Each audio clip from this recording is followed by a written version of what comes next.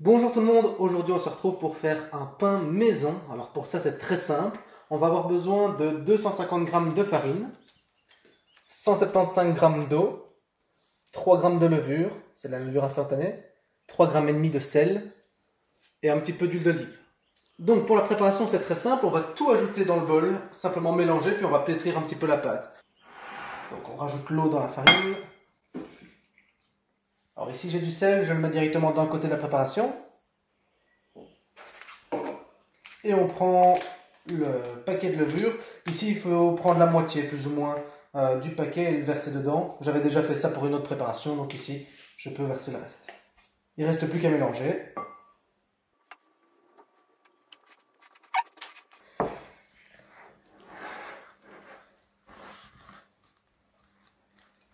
Voilà, quand la pâte est compacte comme ça, on peut la sortir et commencer à la pétrir sur la table. Alors il faudra juste mettre un peu de farine sur le plan de travail. On prend de la farine ici, hop, on en met un peu sur le plan de travail, un peu partout. Il faut vraiment être généreux ici. On en met un peu dans sa main et on est prêt à commencer à pétrir. On prend l'excédent de pâte qui est sur la cuillère, hop, et enfin on prend la pâte. Elle est très collante au début, mais vous allez voir, au plus on va la travailler, au plus ça ira. Déjà ici, elle est déjà un petit peu moins collante grâce à la farine. Hop, on la roule un peu et on peut commencer à pétrir. Alors pétrir, c'est très simple, on replie la pâte en deux à chaque fois et on va d'un sens et puis l'autre. Faut pas hésiter à remettre de la farine de temps en temps. Il n'y a jamais trop de farine de toute façon. Donc on y va, hop, on pétrit. C'est vraiment chouette, on peut sentir la pâte qui travaille.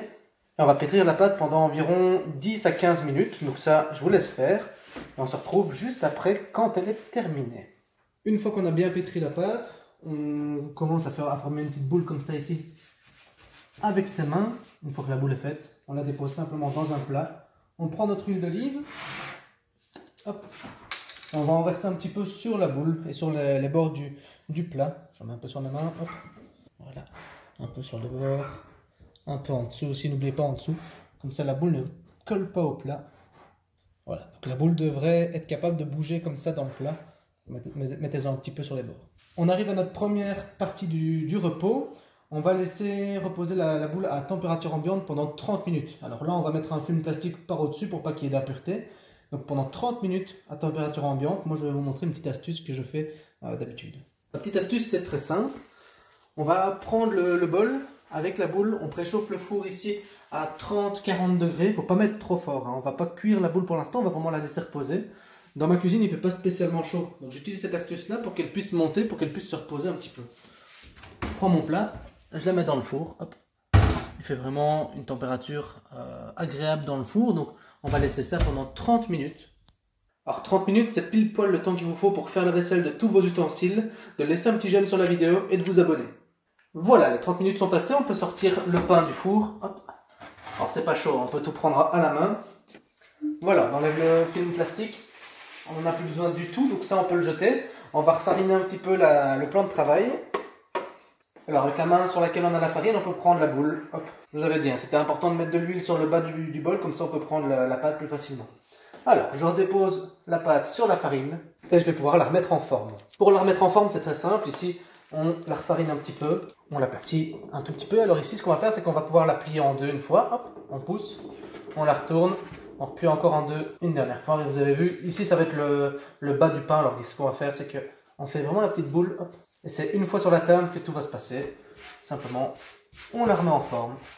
J'utilise vraiment la tranche de ma main pour pouvoir faire ce petit rebord en bas. Hop, et on a notre pain.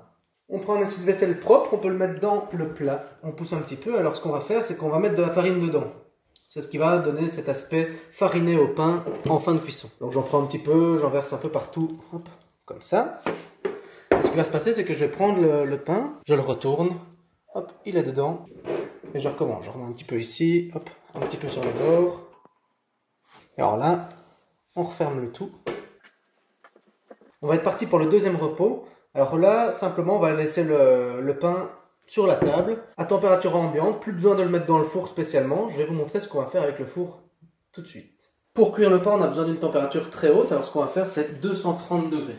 Donc là, c'est simple, ce qui va se passer, c'est qu'on va attendre 30 minutes pour que le pain se repose et aussi que le four préchauffe à 230 degrés. Ce qui vous laisse le temps, encore une fois, de nettoyer un petit peu vos surfaces. Et si vous ne l'avez pas encore fait, de laisser un j'aime et de vous abonner. Ça fait 30 minutes maintenant que le four préchauffe et que le pain est en train de se reposer. Ce qu'on va faire, c'est qu'on va enlever l'essuie et on va laisser le pain dans le bol.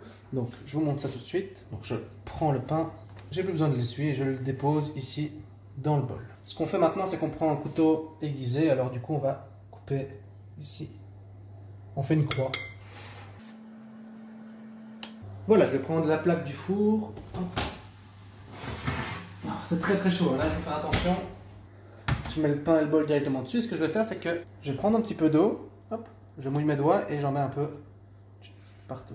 Alors, on va pas tremper le pain, mais c'est vraiment pour mettre un petit peu d'eau et de vapeur quand ça cuira. Maintenant, il y a une étape très importante. Ce qu'on va faire, c'est qu'on va recouvrir le plat pour le faire cuire. Alors moi, j'ai pris un moule à tarte qui va au four. Vous prenez ce que vous voulez tant que ça va au four. N'oubliez pas qu'on est parti pour 15 minutes à 230 degrés. Il faut prendre un truc compatible. Je le recouvre comme ça. Et on est parti pour 15 minutes à 230 degrés. Les 15 minutes sont passées. Maintenant, on peut donc ouvrir le four. Hop. On tire un petit peu la plaque. Simplement, ce qu'on va faire, c'est qu'on va enlever la couverture. Vous avez vu, hein, le pain a déjà bien levé. Ce qu'il nous reste à faire maintenant, c'est repousser la plaque. Refermer le four. Et on va régler le four sur 180 degrés. On laisse cuire encore une quinzaine de minutes. Voilà, le pain est prêt, ça fait un peu plus de 25, ça fait quasiment 30 minutes qu'il est dans le four. Sur la fin, j'ai mis l'option grill, comme ça il était un peu plus brun, on va voir ce que ça donne. Donc j'avais dit 15 minutes au tout départ, c'est plutôt une demi-heure hein, à cuire à 180 degrés pour que vraiment il y ait une couleur. Alors vous là, vous n'avez pas l'odeur, mais je peux vous assurer que c'est quelque chose d'exceptionnel. Donc voilà, maintenant on va mettre le pain sur la planche. Hop.